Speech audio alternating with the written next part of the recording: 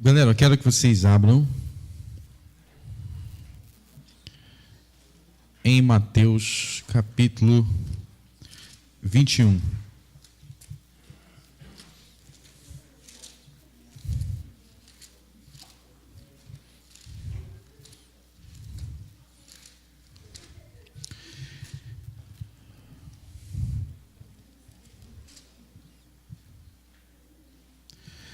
Mateus, Evangelho de São Mateus, capítulo 21,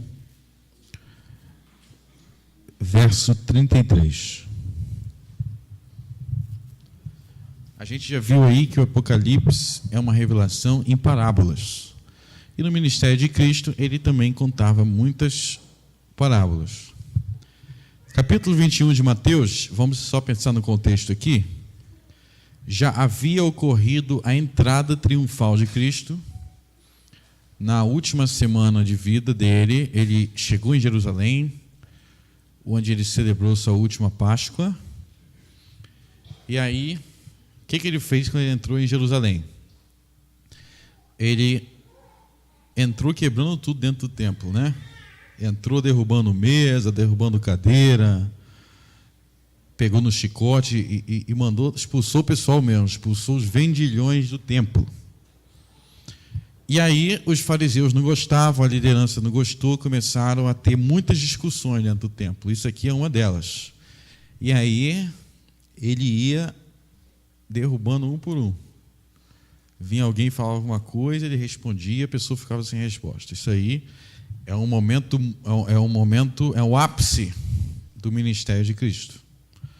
E aí a gente vai ter que entender que esse ato de limpar o templo, onde ele derruba tudo, tem implicações importantíssimas para a escatologia. Foi um ato simbólico ali. E no contexto, o Senhor, ele profere o chamado sermão profético. Se lembra do sermão profético, onde ele prevê o fim do mundo e tal. Mas antes disso, ele dá uma sequência de parábolas que tem a ver com o mesmo assunto do Apocalipse. A gente vai ler uma parábola hoje, e agora a gente vai ler uma parábola, e eu vou mostrar para vocês que essa parábola, o significado dessa parábola, é exatamente o significado do livro de Apocalipse inteiro. Essa parábola que eu vou te dar agora é o Apocalipse, só que o Apocalipse é mais detalhado da mesma coisa. Vamos ler. Então, que contexto é isso aqui? Jesus acabou de entrar no templo, expulsou, vendeu, discutiu, aí ele conta a parábola. Atentai noutra parábola. Havia um homem, dono de casa, que plantou uma vinha, cercou-a de uma sebe, construiu nela um lagar, edificou-lhes uma torre e arrendou-a a uns lavradores. Depois se ausentou do país. Ao tempo da colheita, enviou seus servos aos lavradores para receber os frutos que lhe tocavam.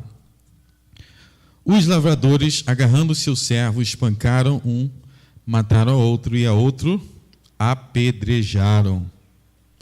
Enviou outros servos em maior número e trataram-nos da mesma sorte. E por último, enviou-lhes o seu próprio filho, dizendo: a meu filho respeitarão. Mas os lavradores, vendo o filho, disseram entre si: este é o herdeiro. Ora, vamos, matemo-lo e apoderemo-nos de sua herança. E agarrando-o, lançaram-no fora da vinha e o mataram. Quando, pois, vier o Senhor da vinha, que fará com aqueles lavradores? E aí os líderes de Israel respondem. O que eles respondem? Fará perecer horrivelmente a estes malvados, e arredará a vinha a outros lavradores que lhe remetam frutos nos seus devidos tempos. Perguntou-lhe Jesus: nunca leste nas Escrituras? A pedra que os construtores rejeitaram, esse veio a ser principal pedra angular. Isto procede do Senhor e é maravilhoso nossos olhos? Portanto, vos digo que o reino de Deus vos será tirado e será entregue a um povo que lhe produza os respectivos frutos. Todo aquele que cair sobre essa pedra ficará em pedaços, e aquele sobre quem ela cair ficará reduzido a pó. Os principais sacerdotes fariseus, ouvindo essas parábolas, entenderam que era a respeito deles que Jesus falava. Vamos parar por aí. Aí Jesus conta uma parábola. Parábola do Senhor da vinha. O Senhor, ele tinha uma vinha e ele designou trabalhadores, servos para trabalhar lá. Ele tinha uma vinha e falou: vocês vão trabalhar na minha vinha. E aí, os trabalhadores, os lavradores, o Senhor se ausentou do país, e aí é dito que ao tempo da colheita ele mandou o quê? Mandou gente para ver, para pegar os frutos. E aí o que aqueles lavradores fizeram com os servos que foram lá recolher os frutos da vinha? O que diz aí? Mataram, pelejaram. E aí mandou mais servos e fizeram a mesma coisa. E por último, o Senhor da vinha mandou quem? Mandou o filho. Eles fizeram o que com o filho? Eles mataram. Entenderam? Isso é a história do Antigo Testamento. Os servos são os profetas. Os lavradores que ficam matando os profetas eram os judeus. E aí, por último, ele mandou quem? Mandou Jesus. E os judeus fizeram o quê? Mataram.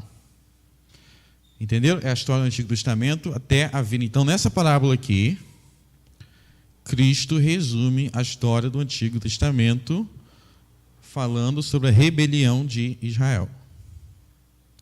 Como eles se rebelaram contra os profetas. E agora Deus havia enviado seu filho e eles foram rebeldes também. Diz, mas os lavradores, vendo o filho, disseram entre si: vamos matemo-lo. É isso que eles estavam planejando naquele momento, era a última semana da vida de Cristo. Não era isso que eles estavam planejando? Matá-lo. Então Jesus estava falando o que estava acontecendo mesmo. E estava lembrando do passado: vocês já fizeram isso com os profetas. E aí, ele faz uma pergunta para os ouvintes, que eram os judeus aí ouvindo. Ele fala no verso 40: quando, pois, vier o Senhor da vinha, o que fará aqueles lavradores? O que eles responderam?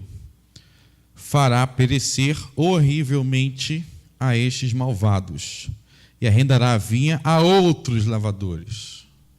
Então ele vai destruir esses malvados que estão matando os profetas, e ele vai pegar essa vinha e vai dar para outros lavradores. E esses outros vão cuidar. Jesus concorda, é isso mesmo. Olha o verso 43. Verso 43. Portanto vos digo que o reino de Deus vos será tirado. Então vai ser tirado de vocês o reino de Deus e será entregue a outro povo, um outro povo, e esse povo vai produzir frutos. Entenderam aí? O Apocalipse é isso. Apocalipse é sobre como Deus se vingou de Israel. Israel eram os primeiros lavradores. O Apocalipse conta como que Deus se vingou de Israel, a grande prostituta. Essa parábola, está claro o significado dessa parábola? Agora vamos para o capítulo 23. No capítulo 23, Jesus vai dizer exatamente a mesma coisa que ele disse no 21. Só que ele não vai dizer mais em parábolas. Ele vai falar em linguagem clara. Mesma coisa. Vamos lá. Capítulo 23. Vocês sabem que o capítulo 23 tem um longo série de ataques contra os fariseus. E ele chama eles de raça de víbora para baixo, né? Mas não vamos ler tudo não, porque é muito longo. Vamos até o verso 27. Diz assim, capítulo 23, verso 27. Ai de vós, escribas e fariseus hipócritas, porque sois semelhantes aos sepulcros caiados, que por fora se mostram belos, mas interiormente estão cheios de ossos de mortos e toda imundície. Assim também vós, exteriormente, para ser justo aos homens, mas por dentro estáis cheios de hipocrisia e iniquidade. Verso 29. Ai de vós, escribas e fariseus hipócritas, porque edificais o sepulcro dos profetas e adornais o túmulo dos justos. Então, o que os fariseus faziam? Vamos fazer homenagem. Parece até o mundo hoje, né? Muitas homenagens. Chega Natal, todo mundo lembra de Jesus, faz homenagem, faz presépiozinho. É tudo muito bonito, né? Mas no fundo eles não rejeitam tudo isso. Não é nada do que eles concordam. Nada do que eles concordam. A mesma coisa dos fariseus. Profeta Jeremias, o grande profeta Jeremias, o grande profeta Isaías. O que Jesus fala? Vocês edificam o sepulcro dos profetas, adornam o túmulo dos justos. E vocês dizem, se tivéssemos vivido no dia de nossos pais, não teríamos sido cúmplices do sangue dos profetas. Se a gente vivesse naquela época, a gente ia fazer diferente. A gente não ia matar os profetas igual nossos pais. Jesus estava ali e estava querendo matar. Né? Se a gente vivesse naquela época, a gente seria tão bonzinho. A gente fica lendo história, né? História no tempo da escravidão. Eles eram tão maus e cruéis, a gente não faz nada parecido. Não faz nada parecido, mas um monte de país do mundo legaliza o aborto e é um bando de cristão que vota. E diz que não faz nada parecido. E quem que elegeu esses abortistas que estão no poder?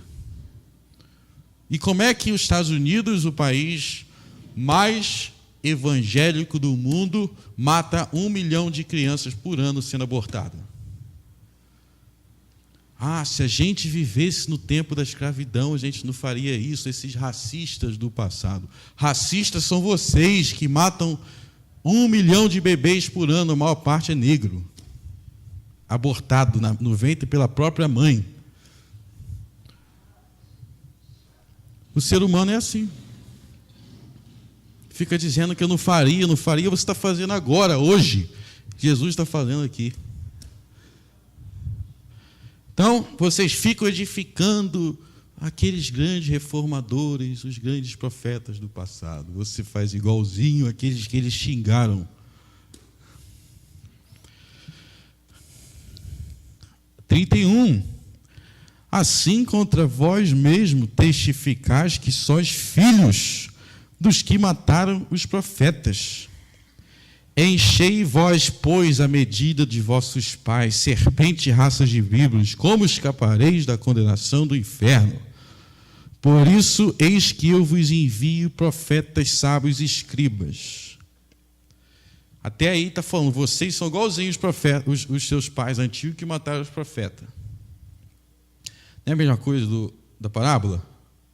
Ele está falando dos profetas que foram mortos. Ele está falando, vocês são iguais. Agora, olha só o que ele diz, no verso 34.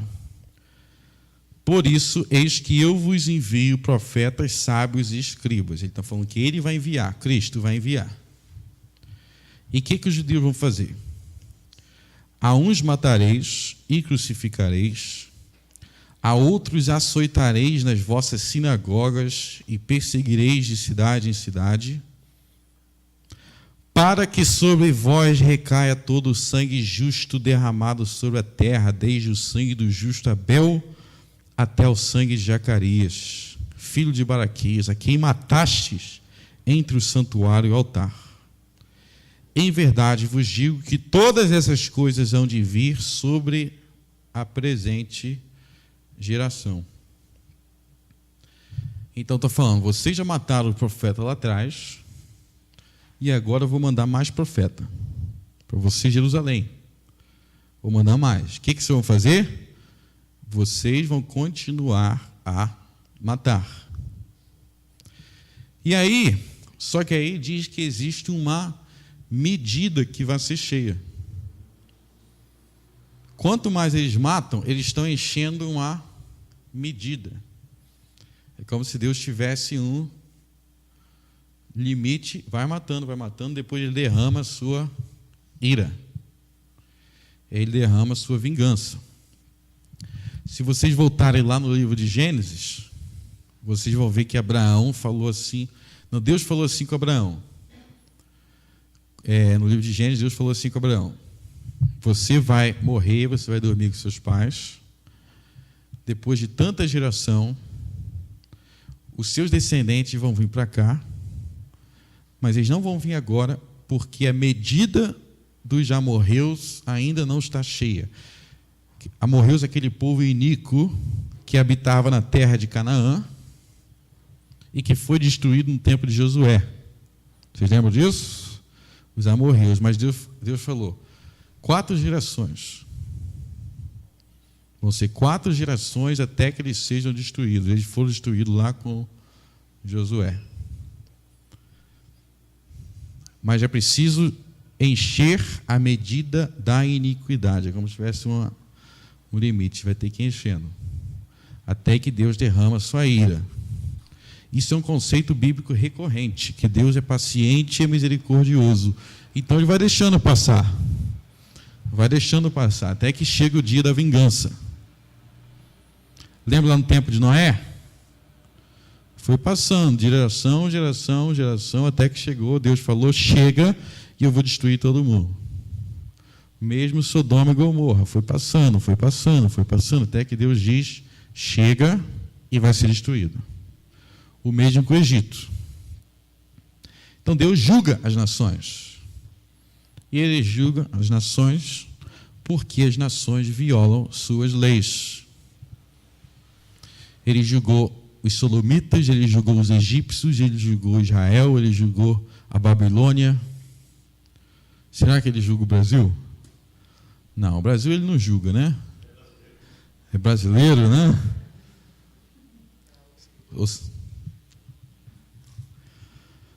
Mas aí, Jesus está falando de Jerusalém. Vocês estão matados os profetas, e agora eu vou mandar mais. No Novo Testamento, Ele envia os apóstolos, os profetas, né? E aí, o que eles vão fazer? Eles vão se arrepender? Ele diz que vão se arrepender? Não. Vão continuar a matar. E aí vai acontecer o que com eles? Para que recaia sobre vós a ira de Deus. E aí no verso 36, ele diz que isso vai acontecer quando? No verso 36. Podem ler para mim o verso 36? Leiam. Quem vai ler?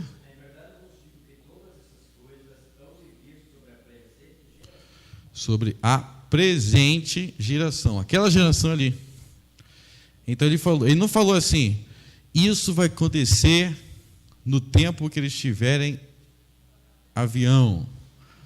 Ele falou, vai acontecer essa vingança contra Israel sobre a presente geração. Continuando, verso 37. Jerusalém, Jerusalém, que mata os profetas e apredejos os que foram enviados.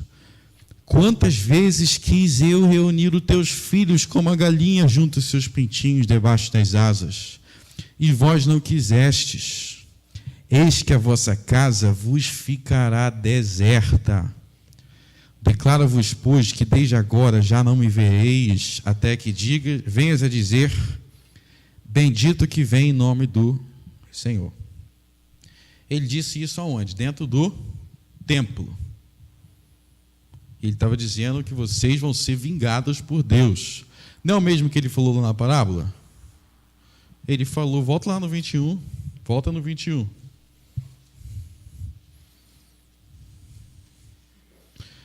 Capítulo 21, Verso 41. Responderam-lhe: fará perecer horrivelmente a estes malvados e arredará a vinha a outros lavradores. É a mesma coisa. Israel vai ser destruído. E lá no capítulo 23, eis que a vossa casa vos ficará deserta. A casa era o templo. É onde ele entrou para arrumar a confusão. Ele falou: isso aqui vai ficar deserto. E vocês não vão ver mais. Por muito tempo. 24 agora.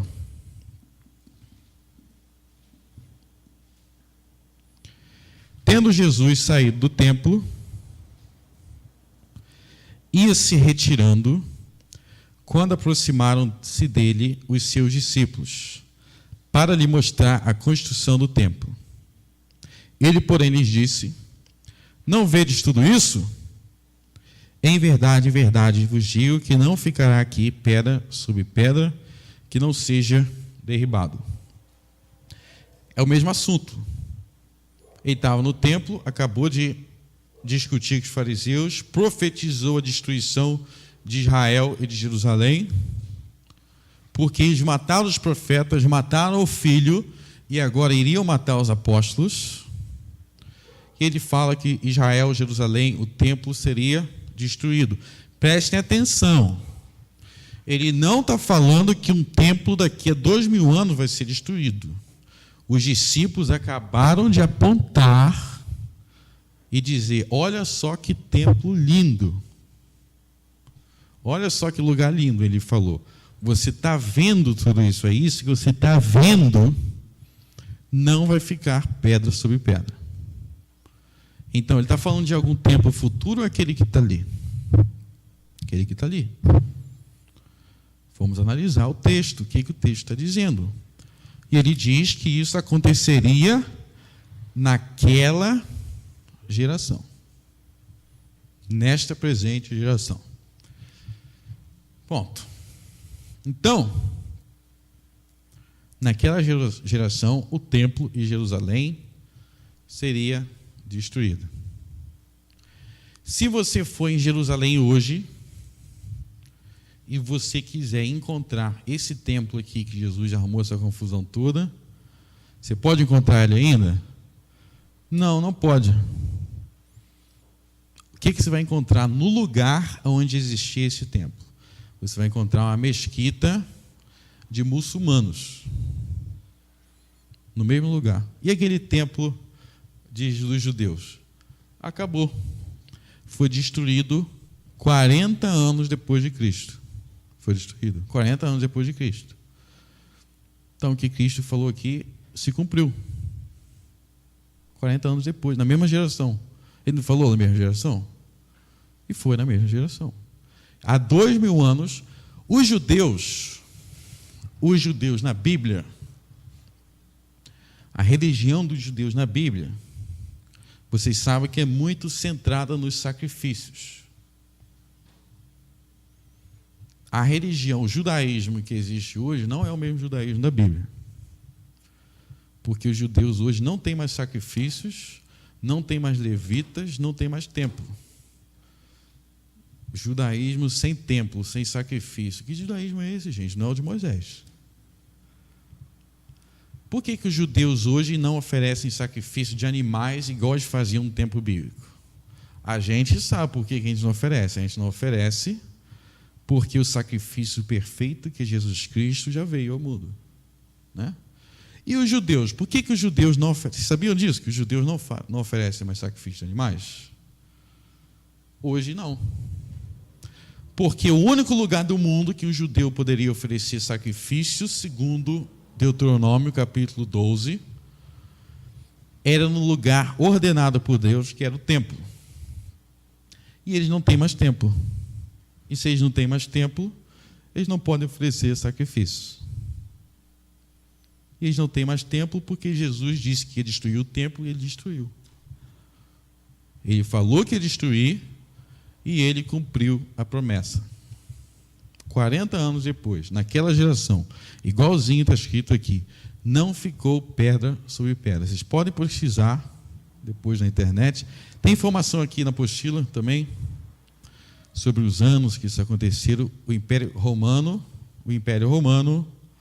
foi quem destruiu. Foi a grande revolta, a guerra judaico-romana, primeiro século. Então, isso aqui já se cumpriu. Tudo que Jesus falou, exatamente como ele disse. Aí vem o pessoal hoje e fala assim, não, vai ser reconstruído um templo e vai ser destruído. Não, Jesus não falou que vai ser reconstruído um templo que vai ser destruído. Ele falou, esse aqui que vocês estão chamando de bonito, que vocês estão apontando, esse que vai ser destruído. Vamos parar de tirar as coisas do contexto. Vamos analisar o texto como ele é. Sabe o que acontece? A gente quer ser, o ser humano hoje, ele quer ser o centro do mundo. Então, ele quer que todas as profecias se cumpram na vida dele, na época dele. É tudo agora, está tudo acontecendo agora. Deixa eu falar uma coisa, não tem nada acontecendo agora. Tem sim, tem muita coisa acontecendo agora.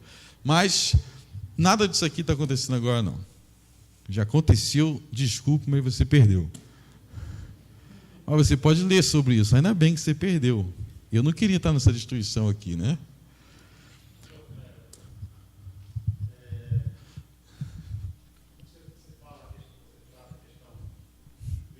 Uhum. Da vingança, da ira de Deus. Você está falando assim, a nação judaica, o judeu, como é que está? A segunda pergunta, como é que você analisa Romanos 9 a 11? Amanhã eu vou falar somente sobre Romanos 9 a 11 e sobre como é o judeu hoje. Porque amanhã eu vou falar sobre milênio, mas eu vou falar dos judeus hoje. Como que é a relação dele, porque tem todo esse debate, se é o povo eleito, quem, né? Eu vou falar sobre isso amanhã, pode ser? Falou? Mas então, isso aqui se cumpriu 40 anos depois, Cristo cumpriu a promessa. Mas de Cristo, lá na parábola, ele falou que ele ia trazer destruição, mas é só isso, só trazer destruição? Não. Que ele ia dar o reino de Deus para outro povo, né? Ia transferir para outro. Teve uma transferência. O Apocalipse é sobre essa transferência. O Apocalipse capítulo 1 até o 19 é sobre como o reino de Deus foi transferido de Israel para os gentios. Quem são os gentios na Bíblia? Os povos que não são judeus. A maioria dos cristãos, a maioria dos crentes no Antigo Testamento eram o quê? Judeus. A maioria dos crentes hoje são judeus ou não? Não, são gentios. A transferência aconteceu. Os gentios somos nós. É o que Jesus falou. Apocalipse é sobre isso. Sobre como Deus vingaria de Israel e daria o seu reino às nações. Então, vamos voltar ao Apocalipse. Vocês podem abrir em Apocalipse, capítulo 6.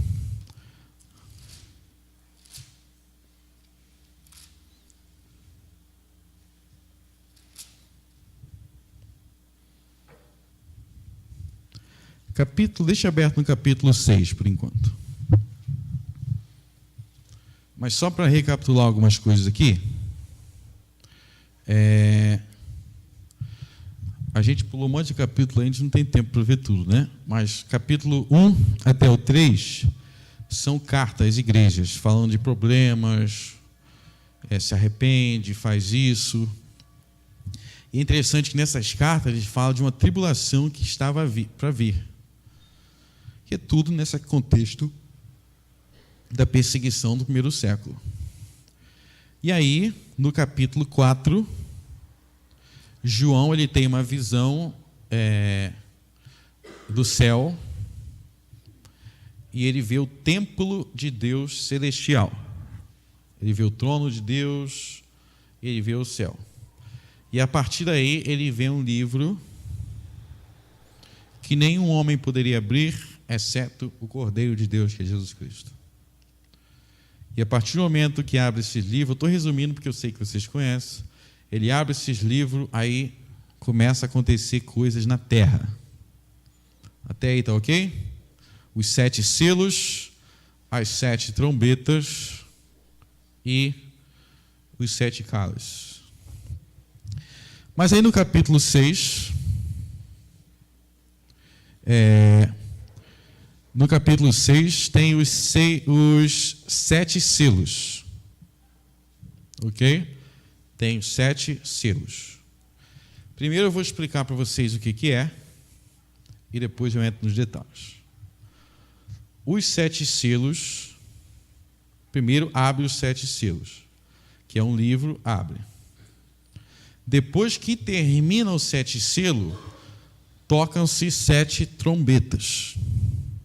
Cada trombeta que vai sendo tocada é uma desgraça que acontece. Vocês lembram disso? Cada trombeta que toca é uma desgraça no mundo. O que são essas 7 trombetas? Se cumpriu na guerra entre o Império Romano e Israel, e as 7 trombetas são a destruição de Israel no primeiro século, como Jesus profetizou em Mateus 21 e Mateus 23. É isso. Eu vou mostrar para vocês os detalhes. Quando toca a 7ª trombeta, que é a última, a transferência se cumpriu, e aí o templo é destruído. O templo se destruiu, aquele templo se destruiu no ano de 70. Aquele templo era o centro do judaísmo, da religião do Antigo Testamento, da fé de Moisés. Quando aquele templo se destrói, não há mais vestígio do antigo pacto. E o que existe somente é o novo pacto, feito com as nações. As 7 trombetas são isso. Não é o fim do mundo. É o fim do antigo e velho mundo do judaísmo. É o fim do mundo do templo e dos sacrifícios que ainda tinha vestígios. E inaugura-se a realidade onde só há a igreja. Não há mais judaísmo, como existia antes. Isso é 7 trombetas. O mundo não acaba. A gente vai ver. Mas, eu falei aqui antes para vocês que a gente deve interpretar as coisas não com a nossa imaginação, mas usando a própria Bíblia para interpretar. Não é isso? Então, o capítulo 6, a gente não vai entrar em muitos detalhes, mas o capítulo 6 é bastante tranquilo porque o próprio texto explica o que são estes selos. Por exemplo, quando tem aí, tem os 4 cavaleiros, quando tem um que representa a guerra, ao segundo selo, tira a paz dos homens, ele tira a paz, e a guerra, os conflitos. Depois você tem um que representa a fome, depois o outro representa a morte. Então, o próprio texto se explica, não vou entrar em detalhes. Cada cavaleiro é uma desgraça que estava acontecendo no mundo. Morte, fome e tal. Aí é um ponto importante. Hoje tem muitas desgraças que acontecem no mundo, fome, guerra, mas deixa eu te contar um segredo, não é agora que começou a ter guerra no mundo. Já tem guerra há muito tempo no mundo. E tem fome há muito, muito tempo no mundo. Isso não é novidade, não. Vocês lembram que no livro de Atos, o profeta Ágabo profetiza que haveria uma grande fome no mundo. Então, quando você ouve assim, teve uma guerra, o pessoal está passando fome, Você não é o primeiro a ver isso acontecer. Isso sempre aconteceu no mundo. Lê a Bíblia. Na Bíblia é cheio de gente no tempo de José. Por que a família de José subiu ao Egito? Por causa da fome. Então, fome não é novidade agora. E eu digo mais, nenhum lugar da Bíblia diz que guerras, fome, peste, nada disso, é sinal que o mundo vai acabar. Se fosse, o mundo já teria acabado há muito tempo. As pessoas falam assim, aonde que diz na Bíblia que guerra é sinal do fim do mundo?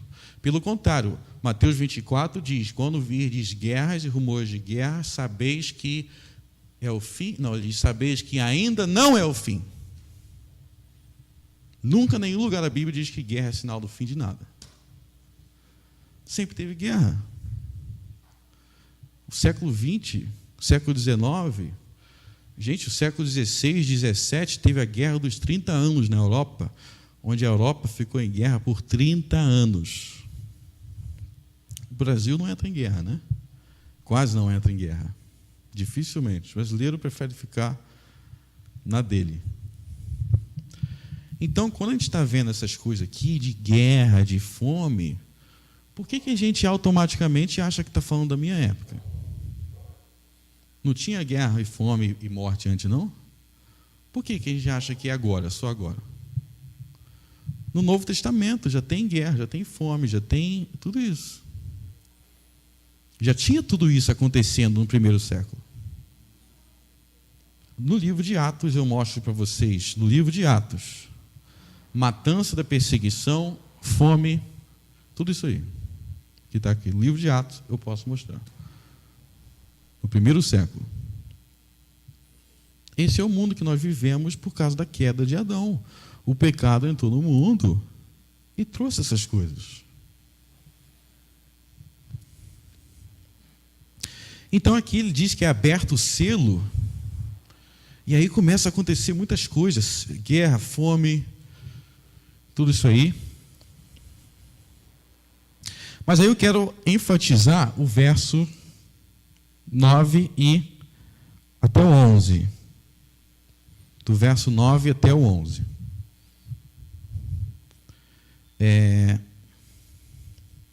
Vinícius Galato vai ler para a gente.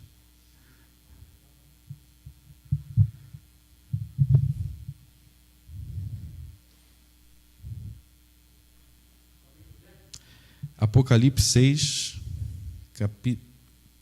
verso 9 até o 11.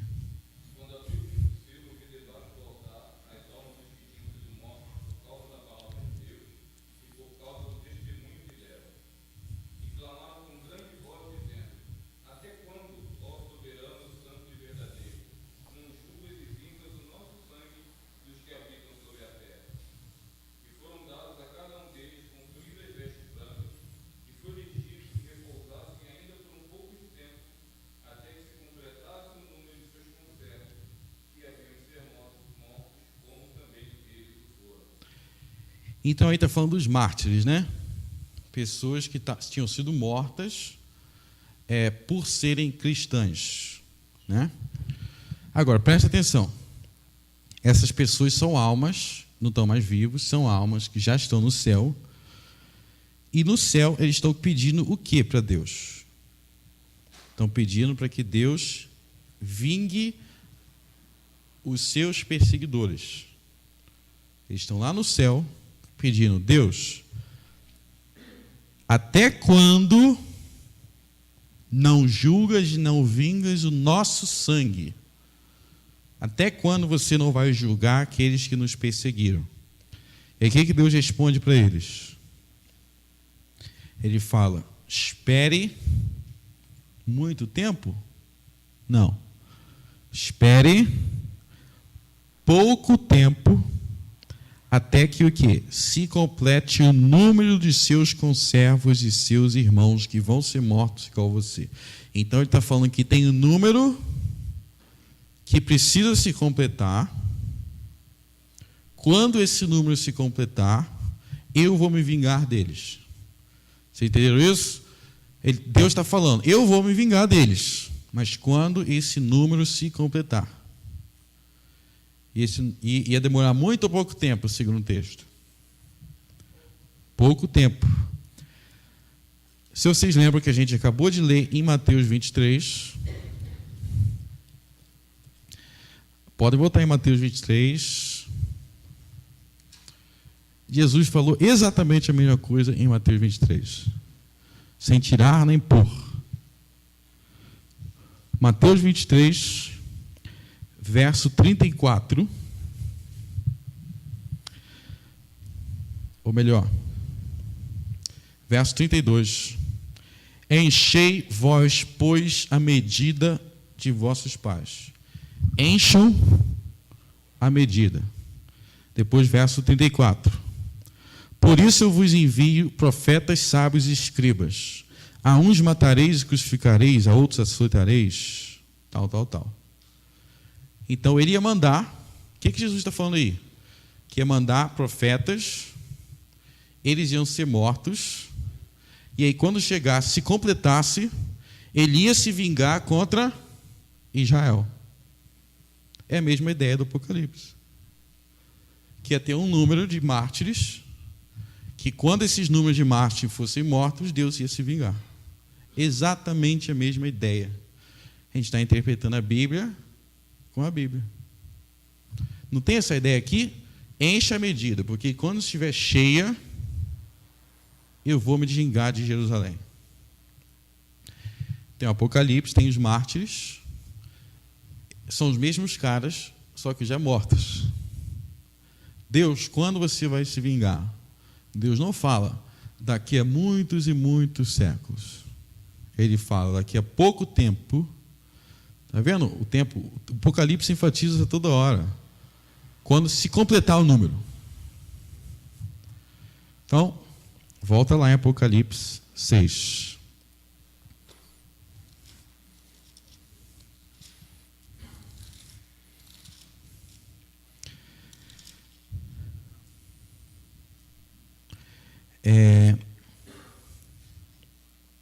Capítulo 7. Vamos para o capítulo 7. Depois a gente vai voltar no 6, porque é interligado, tá bom? É ligado, 6 com 7. Mas no 7 diz assim. Então, no 6, Deus tinha dito que ia se vingar, não tinha? Dito que ia se vingar. Agora vamos no 7. Depois disso, vi quatro anjos nos quatro cantos da terra, conservando seguros os quatro ventos da terra, para que nenhum vento soprasse sobre a terra, nem sobre o mar, nem sobre árvore alguma. Vi outro anjo que subia do nascente do sol, tendo o selo do Deus vivo, e clamou em grande voz aos quatro anjos, aqueles aos quais foram dados fazer dano à terra e ao mar, dizendo: não danifiques nem a terra, nem o mar, nem as árvores, até selarmos na fronte os servos do nosso Deus. Então tem os anjos aí, eles estão preparados para julgar, para destruir algum tipo de juízo. Mas antes que eles destruam, o que Deus fala? Antes de vocês executar esse juízo, esse julgamento, é preciso selar na testa 144 mil. Antes de vocês executar esse juízo, sele na testa 144 mil. Não é isso? No capítulo anterior já tinha falado em juízo. Bom, da onde que vem essa ideia? Será que esse selo na testa é uma tatuagem? Deus vai pegar 144, vai botar uma tatuagem na tua testa, escrito assim: Filho de Deus. Não, nada disso. Da onde que vem essa ideia? Vem do livro de Ezequiel, capítulo 9.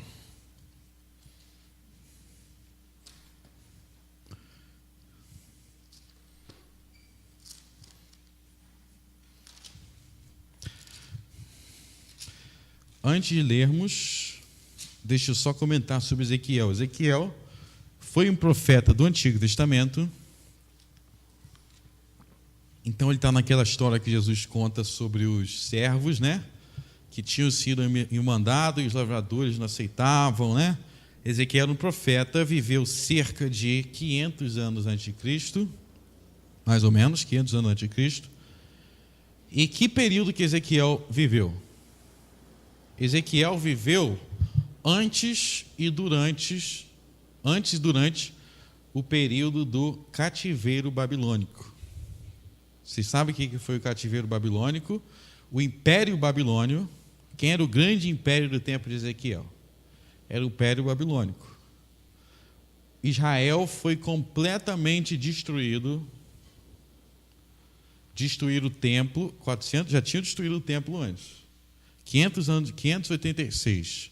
Nabucodonosor invadiu Jerusalém, destruiu o templo e levou os judeus para serem escravos na Babilônia. Para serem escravos na Babilônia. Você lembra de Daniel? O que Daniel estava fazendo na Babilônia? Estava no cativeiro. Então, isso aqui foi escrito antes da destruição. Capítulo 9. Verso 3, eu vou ler, ok? Não, a partir do verso 2. Eis que vinha 6 homens a caminho da porta superior, que olha para o norte, cada um com a sua arma esmagadora na mão, e entre eles certo homem vestido de linho, com um estojo de escrevedor à cintura. Entraram e se puseram junto ao altar de bronze. A glória do Deus de Israel se levantou do querubim sobre o qual estava, indo até a entrada da casa. E o Senhor clamou ao homem vestido de linho que tinha o estojo para escrever a cintura e lhe disse: passa pelo meio da cidade, pelo meio de Jerusalém, e marca com sinal a testa dos homens que suspiram e gemem por causa de todas as abominações que cometem no meio dela. Aos outros disse, ouvindo eu, passai pela cidade após elas, e, sem que os vossos olhos poupem e sem que vos compareçais, matai velhos, moços e virgens, crianças e mulheres, até exterminá-los.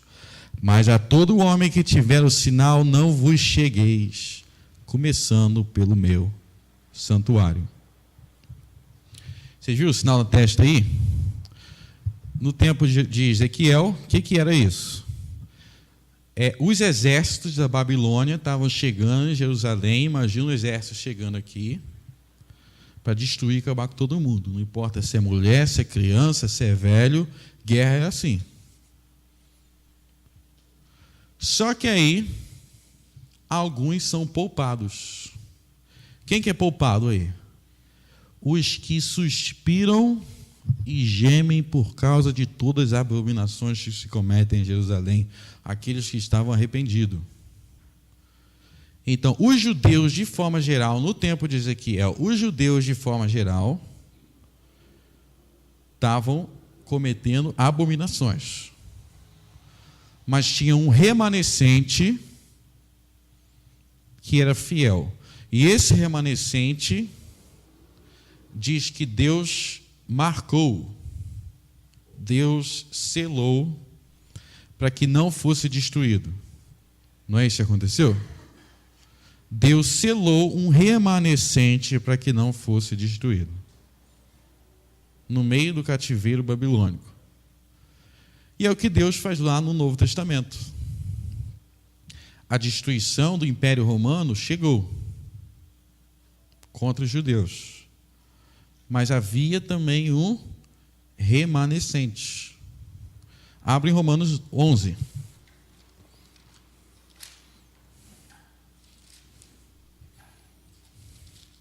Romanos 11.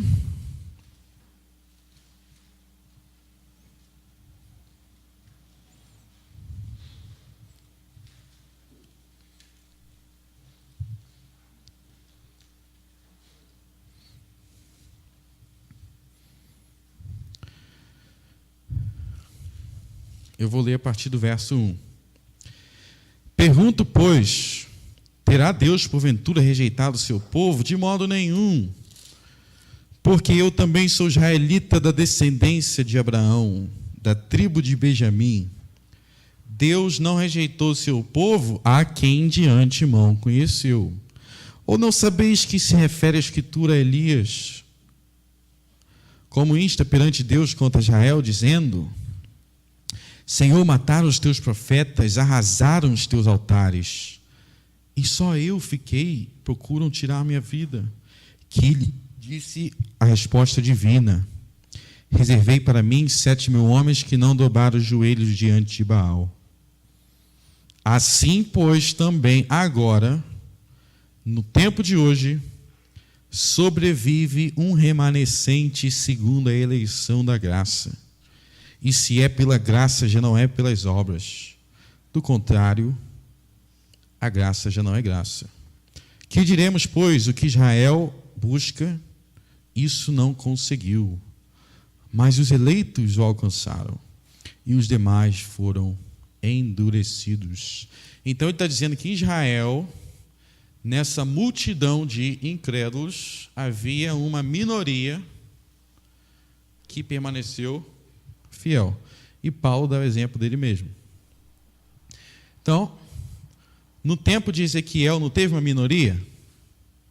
E o que era Deus marcar na testa? O que significa lá em Ezequiel, Deus marcar na testa? Quer dizer que vocês vão ser poupados da destruição do exército da Babilônia. É só ver lá em Ezequiel. E no Apocalipse? Voltem lá, Apocalipse 6. O Apocalipse está se baseando em Ezequiel. E está dizendo, vai vir uma destruição também, que veio não da Babilônia, mas veio de quem? Do Império Romano. Mas esse remanescente vai ser poupado. Por isso que os 144.000, eles são da nação de Israel. Por que eles são da nação de Israel? Porque o juízo foi contra quem? Foi contra a nação de Israel. Então, se Deus estava poupando uma minoria da nação de Israel, que não seria destruído. Aí estavam os apóstolos. Diga aí, Moisés.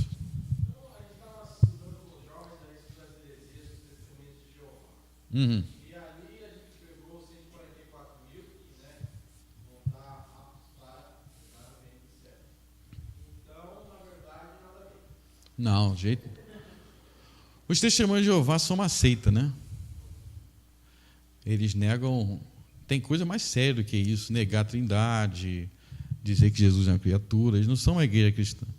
Agora, 144.000 vai para o céu, então já passou esse número há muito tempo, né?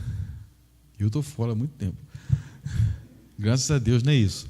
Os 144.000 aqui, lembra que dentro do simbolismo do Apocalipse, o Apocalipse é simbólico, mas a ideia de 12 vezes 12 dá 144. 12 apóstolos, 12 tribos.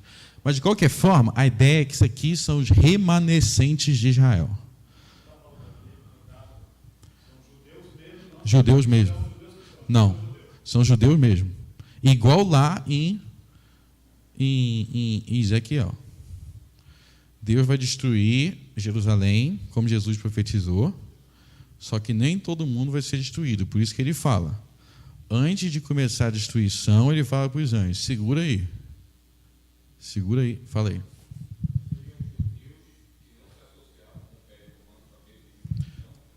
Os 144.000? Sim, seriam os judeus crentes, convertidos. Eles foram remanescentes, né? Sim. Como diz Romanos 11, né? Romanos 11 diz que a maioria se rebelou, mas Deus guardou um remanescente. Eu creio que são judeus cristãos, convertidos, em Jerusalém. Como Tiago fala em Atos 21. Quando Paulo se encontra com Tiago em Atos 21, Tiago fala, veja que há milhares aqui que creem. Então, eu creio que a maioria dos judeus, realmente, o Novo Testamento mostra, foram rebeldes, mas uma minoria, assim como o tempo dos profetas, a maioria era rebelde, mas a minoria Deus preservava e elegia. Ok? Mais alguma pergunta? sobre isso? Então vocês podem ler aí, ó, que ele preserva os homens das 12 tribos de Israel. Bom, ele falou que não podia julgar até que tivesse completado o número, né? Até que não tivesse completado o número, não podia julgar. Dos mártires, né? Do que ouviram de morrer. E até que tivesse salvo os eleitos de Israel.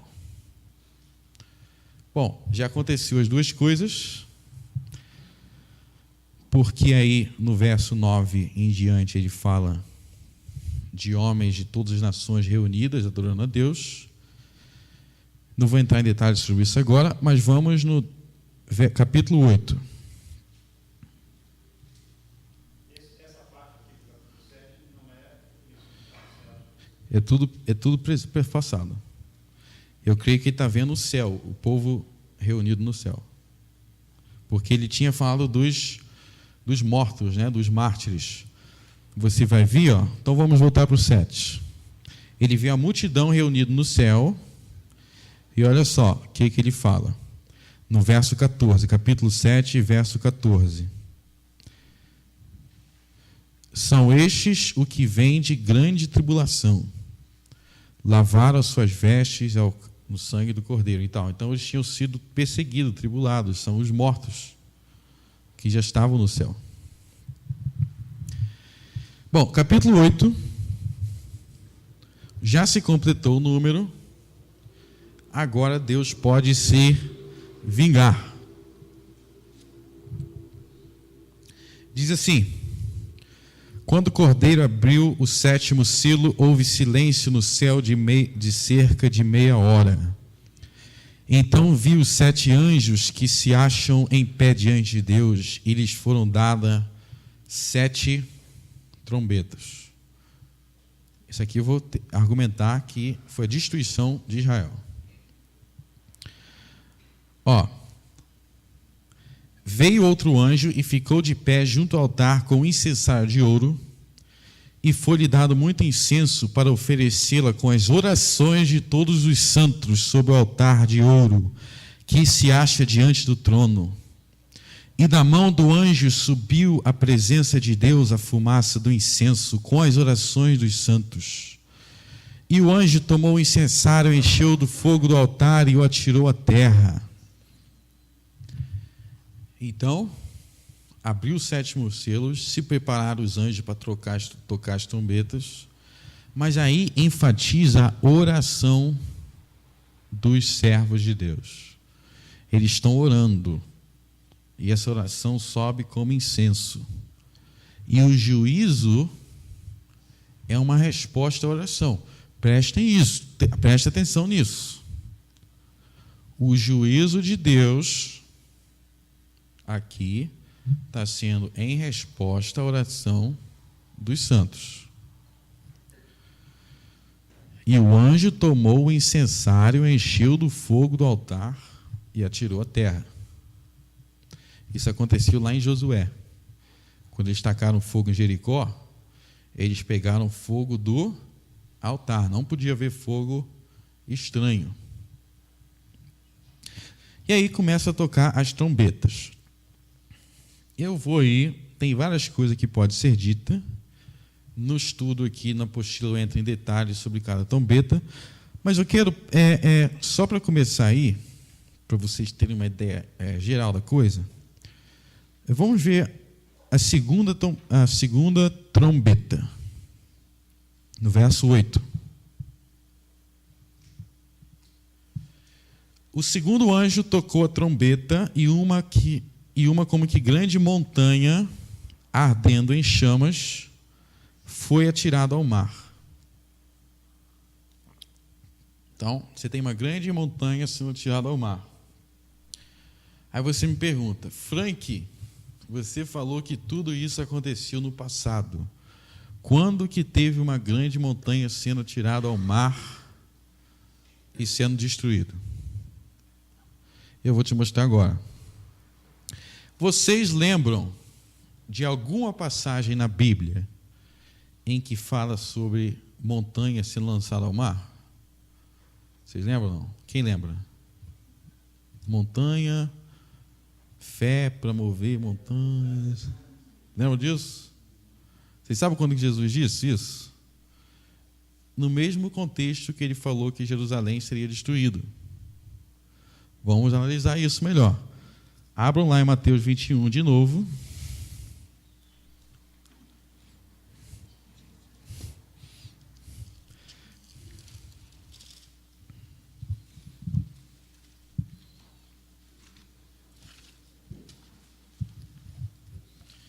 Mateus 21.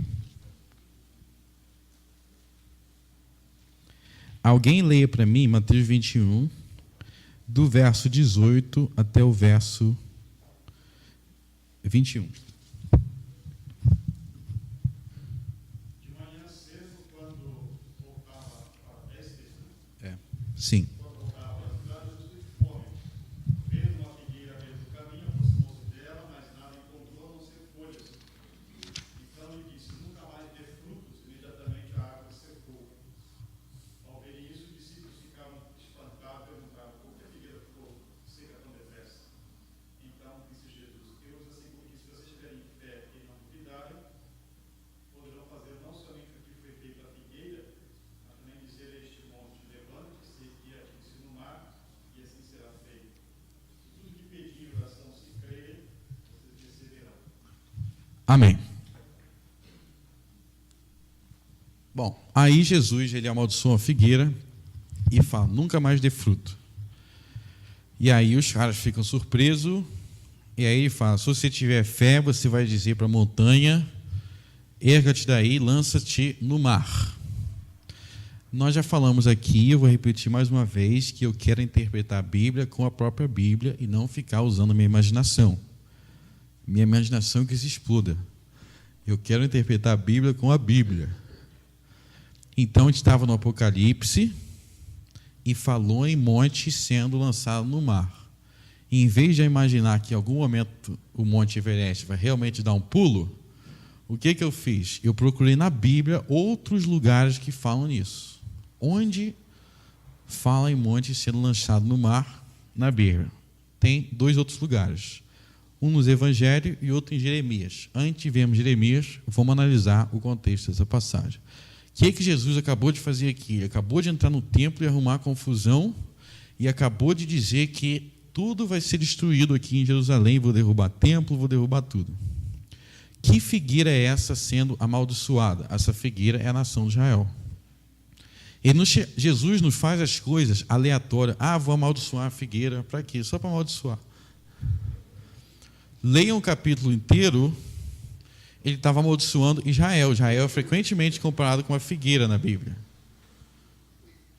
E aí ele compara, aí ele fala de monte. Ele fala assim, monte sendo lançado ao mar, no mesmo contexto da figueira. Qual a ligação? Será que Jesus esperava que os discípulos lessem a Bíblia? Porque se eles lessem a Bíblia, eles iam lembrar de Jeremias. Vamos lá em Jeremias. Na passagem de Jeremias, existe uma profecia em que Deus ele está profetizando contra diversas nações, e aí ele profetiza contra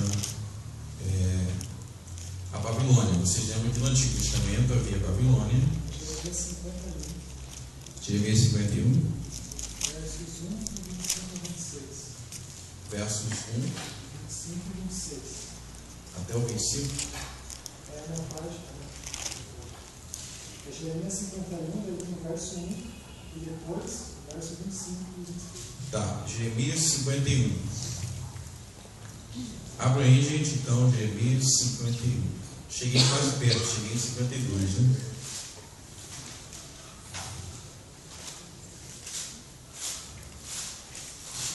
Bom, 51 diz assim, verso 1: assim diz o Senhor, eis que levantarei um vento destruidor contra a Babilônia. Então, um vento destruidor contra a Babilônia. No capítulo inteiro, ele está profetizando contra a Babilônia. E aí, qual outro verso você falou? 25. 25. Ah, isso mesmo. Eis que sou contra ti, verso 25. Ó monte que destrói, diz o Senhor, que destróis toda a terra. Estenderei a mão contra ti e te revolverei das rochas, e farei de ti um monte em chamas. E aí ele vai continuar. Mas quem que é esse monte aí? Esse monte aí é a Babilônia. Ele está falando, vou pegar você ao monte, eu vou tacar você longe, esse monte em chamas. Então, é um monte literal aí? Não, esse monte representa uma nação, que é a Babilônia. Lá no Apocalipse, o monte, que é tacado fora também está em chamas. E no Apocalipse também tem uma Babilônia. Vocês lembram que tem a Babilônia no Apocalipse? A Babilônia é a grande prostituta. Abra aí em Apocalipse 17.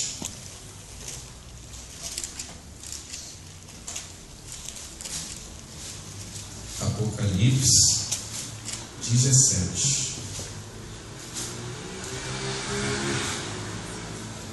No verso 5.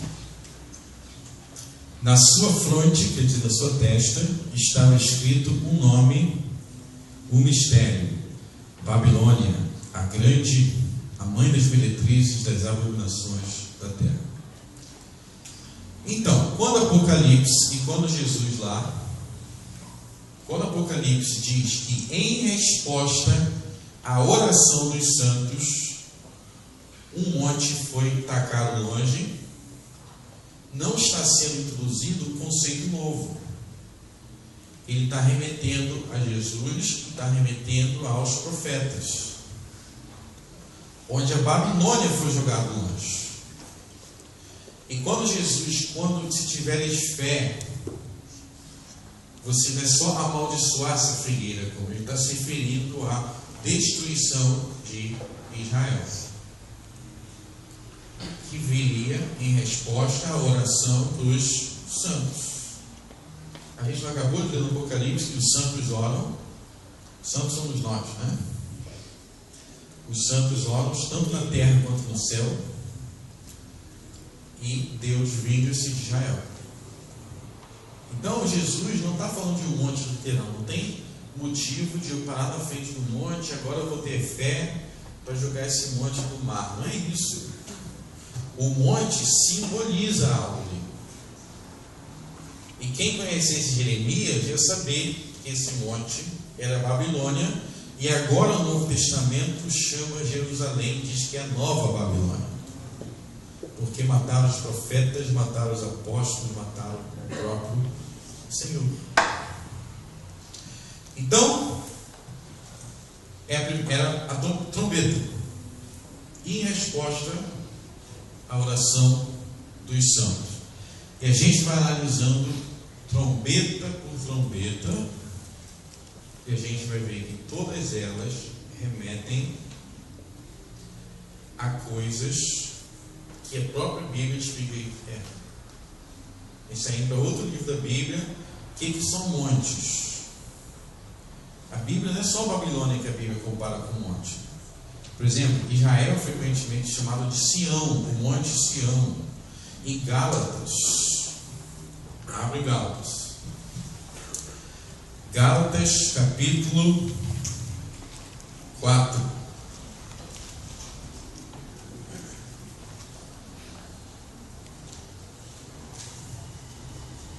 Gálatas capítulo 4.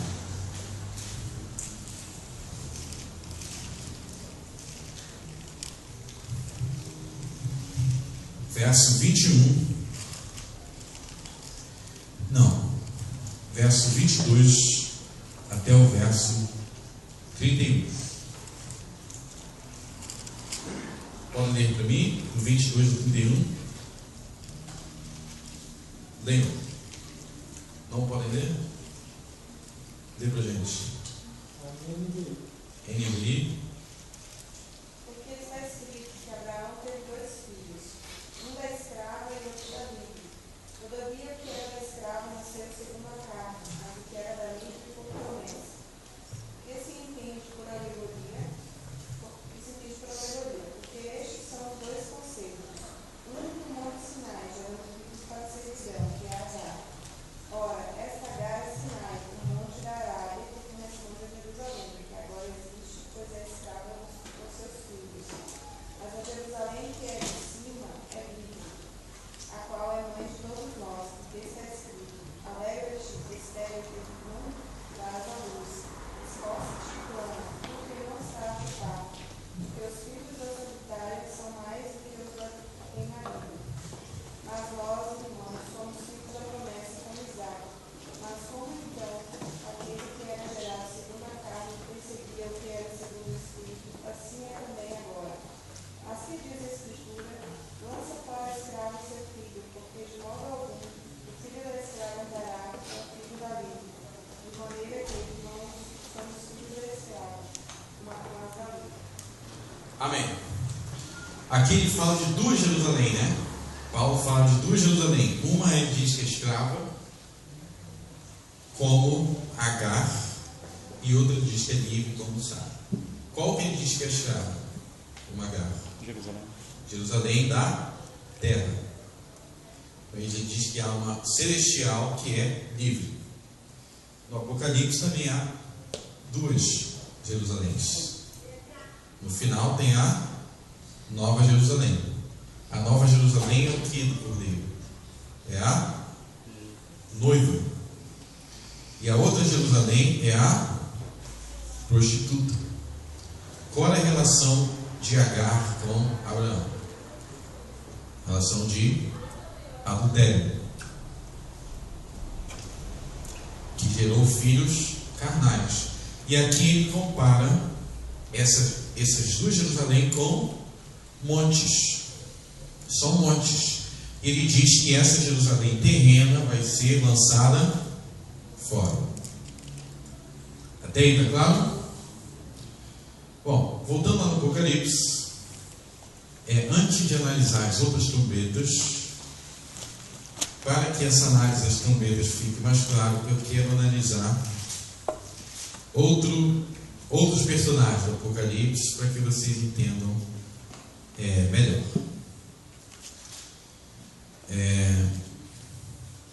No capítulo 12,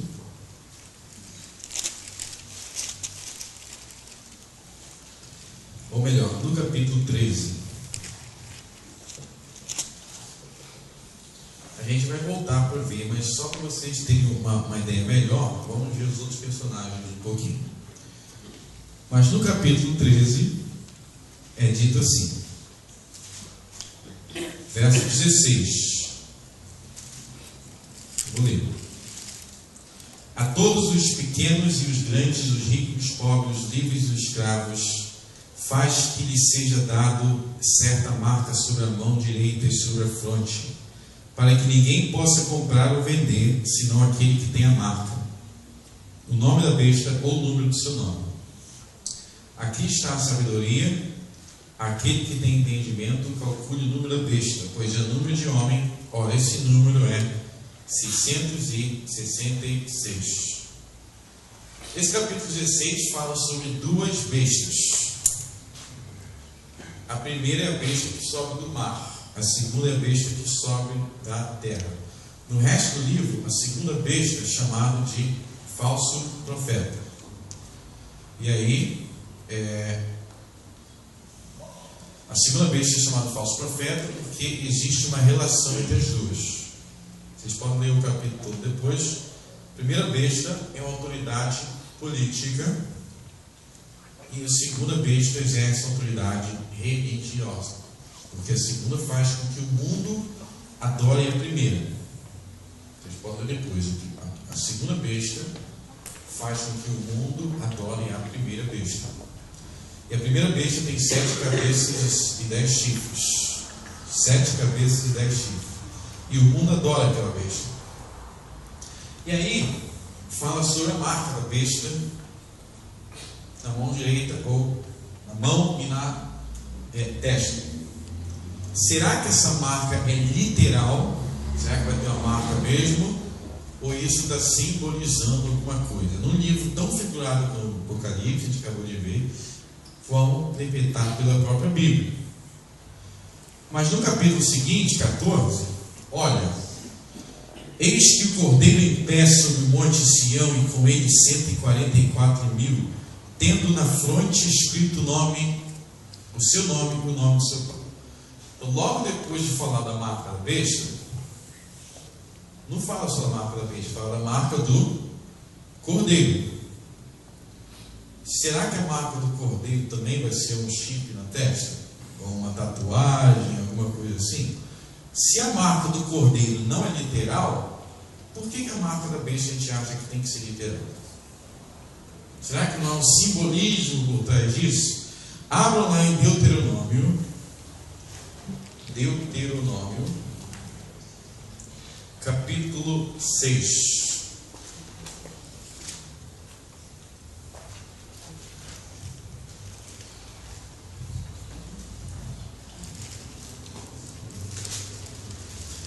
Deuteronômio capítulo 6 contém as palavras que Jesus falou que é o mais importante mandamento da lei. Vocês lembram qual é o mais importante mandamento da lei?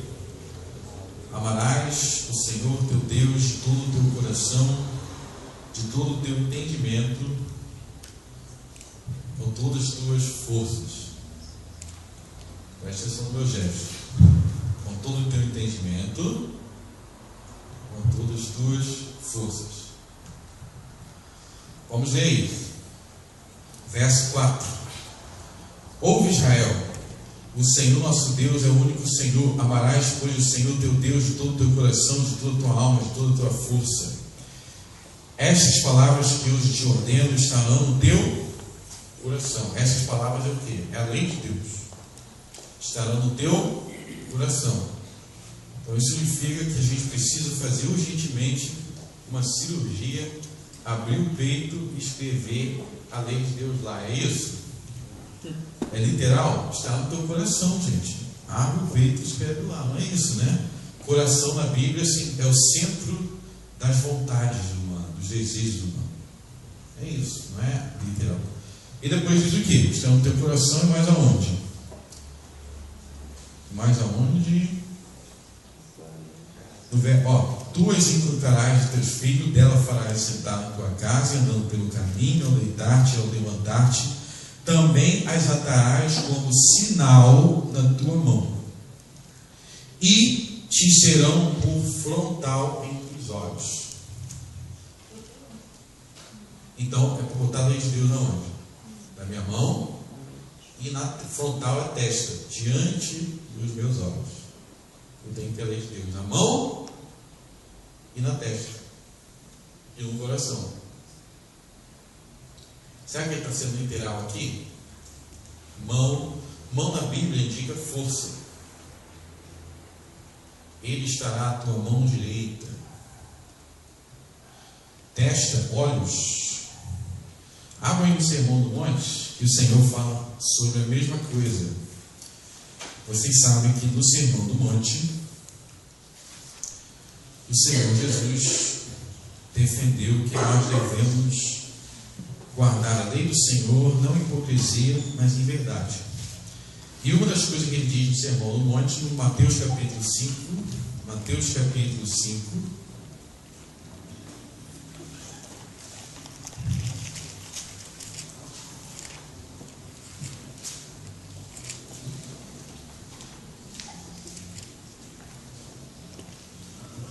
verso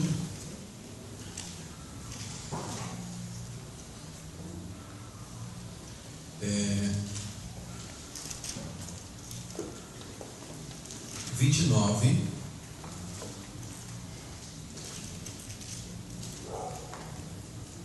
e 30.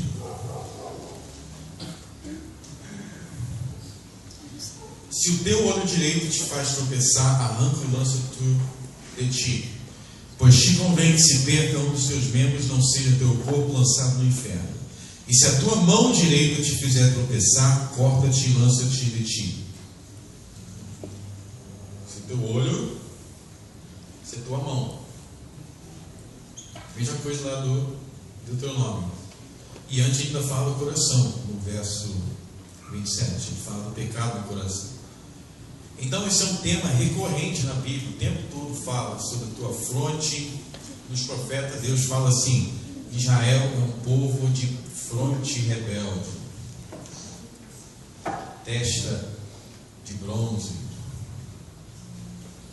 Então, lá em Deuteronômio 6, o que significa atar a lei de Deus na minha fronte, diante dos meus olhos, e tê-la na minha mão?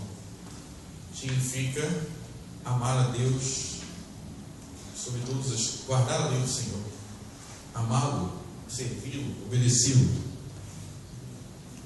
Apocalipse está pegando essa figura de linguagem e está invertendo. Porque quem não serve a Deus serve ao mundo. Quem não serve a Deus serve ao mundo. E quem não serve a Deus não tem a marca do cordeiro, mas tem a marca da besta. Não precisa ter um chip para ser marcado pela besta. Se você serve ao mundo, você já é marcado pela besta, porque você já tem a lei da besta escrita no seu entendimento, no seu coração e com a tua força. Porque você ama a besta com todo o seu entendimento. É isso que o Apocalipse está falando. Não tem nada de conspiração. É algo muito real e muito prático. Agora, as pessoas já servem a besta, porque elas não são marcadas pelo cordeiro em suas testas. É isso que o Apocalipse está falando. Com uma diferença.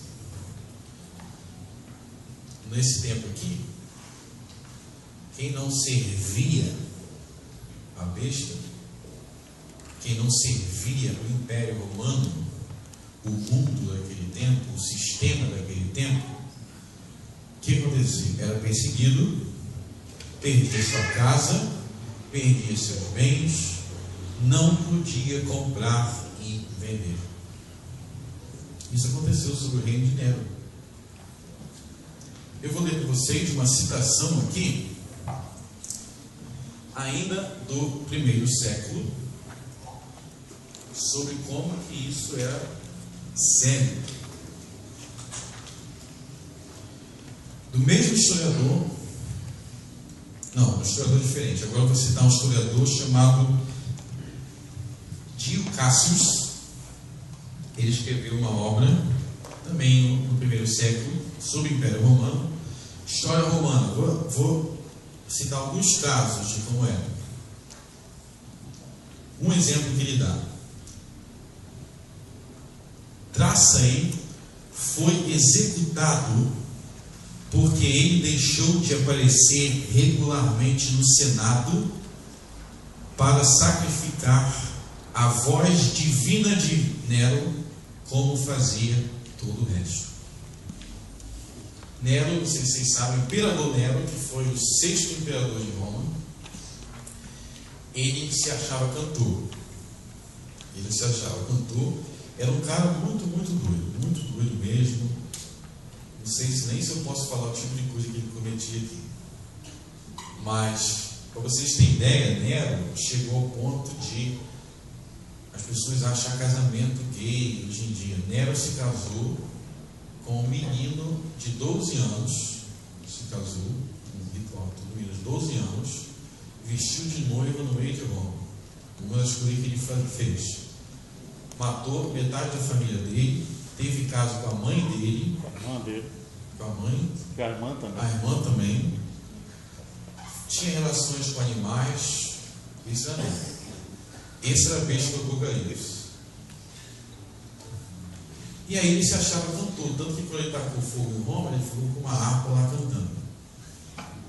E aí ele matou o cara porque o cara não adorou a sua voz divina. Mas Nero foi deificado pelos gregos como Zeus, nosso libertador. Sobre o altar de Zeus no templo principal, eles escreveram as palavras: a Zeus, nosso libertador, a saber, Nero eternamente. No templo de Apolo, eles colocaram a sua estátua e chamavam de o novo sol, o iluminador dos helenos, o único amante dos gregos de todos os tempos. Isso é a adoração da Grécia. Então Nero, ele era adorado por todo o Império Romano. É o que o Apocalipse está dizendo. Quem se recusava a adorá-lo era morto, perseguido. Isso estava acontecendo nesse tempo. Primeiro século, era isso. Porque Nero foi o primeiro imperador romano a promover uma perseguição oficial contra os cristãos. Os outros não estavam muito preocupados, não. Nero foi o primeiro. E foi o primeiro porque eles entendiam que os imperadores, eles entendiam que eles eram deuses. Os imperadores entendiam que eles eram deuses, divindade, tinham que adorar. E daí toda essa perseguição. Eu falei para vocês, a gente leu lá em Apocalipse 17, que o anjo lhe dá uma explicação para as cabeças da besta. A besta tinha quantas cabeças? Tinha 7 cabeças, né? 7 cabeças e 10 chifres. E o anjo diz que as cabeças eram 7 montes.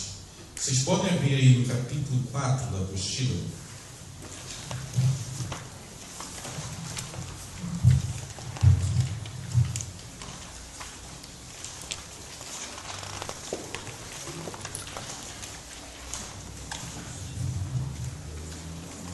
Capítulo 4, não sei o quadro, mas 9, 11.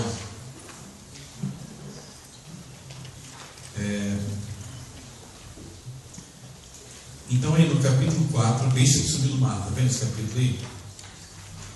No penúltimo parágrafo, no último parágrafo, eu comento aí Apocalipse 17, e aí eu listo os 7 montes que estão em volta de Roma. Vocês estão vendo aí? Eu dei os nomes, vocês podem pesquisar na internet, podem pesquisar em livro de geografia. Os 7 montes de Roma são esses aí.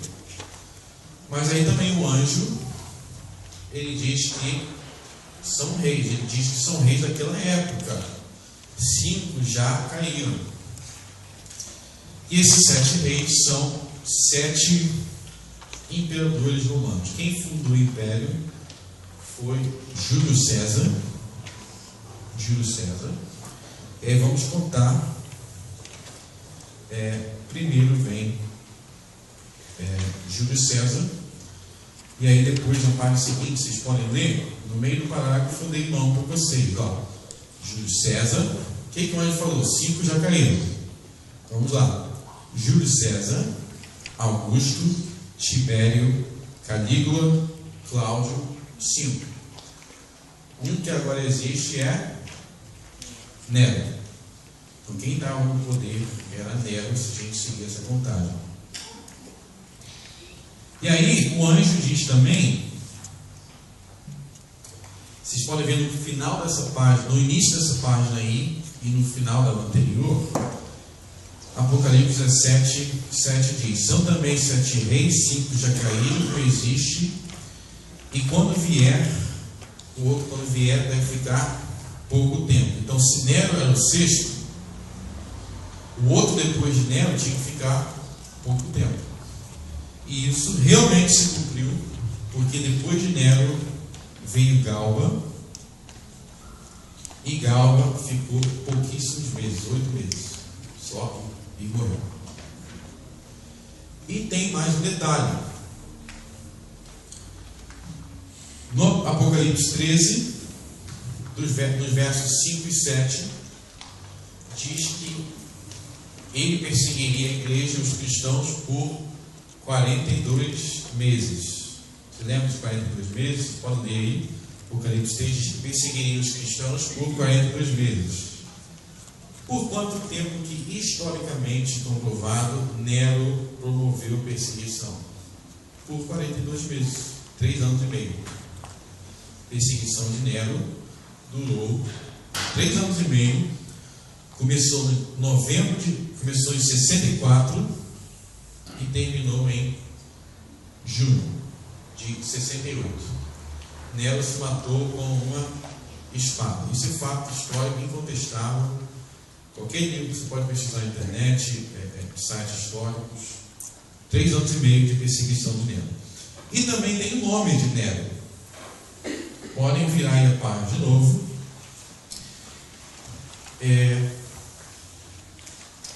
Vocês sabem que no português, quando tem assim a letra V, a letra V representa um número, né? Que número? É o número 5. E a letra X é qual número? X é 10.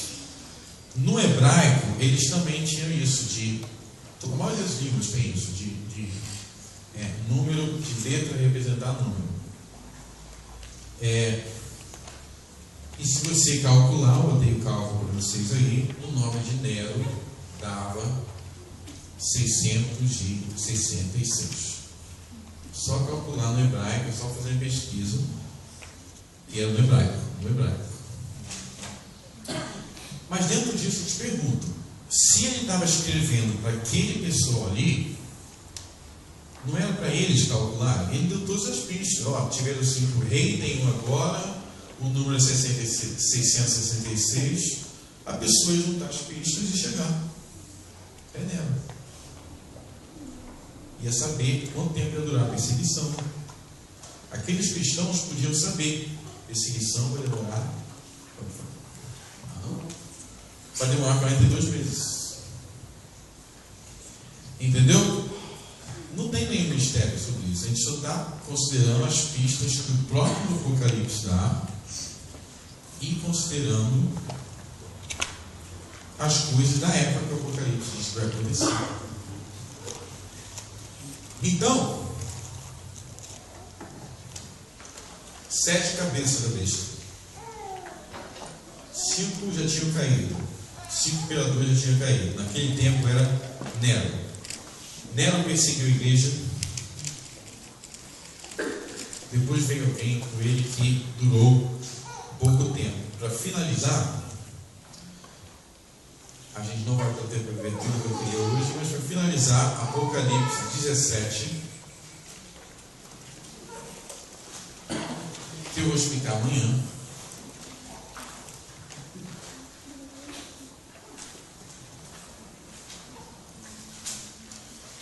Apocalipse 17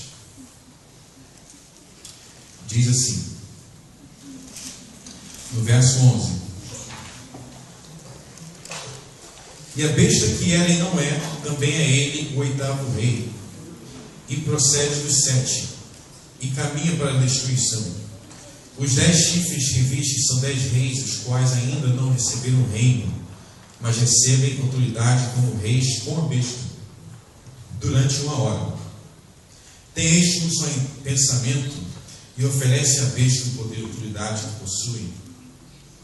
Pelejarão eles contra o cordeiro o vencerá, pois é Senhor dos senhores, Rei dos reis.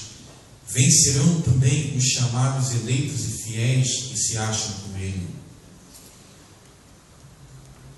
Leia o verso 16, Os 10 chifres que viste e a besta, esses odiarão a meretriz, e a farão devastada e despojada, e lhe comerão as carnes, e as consumirão de fogo.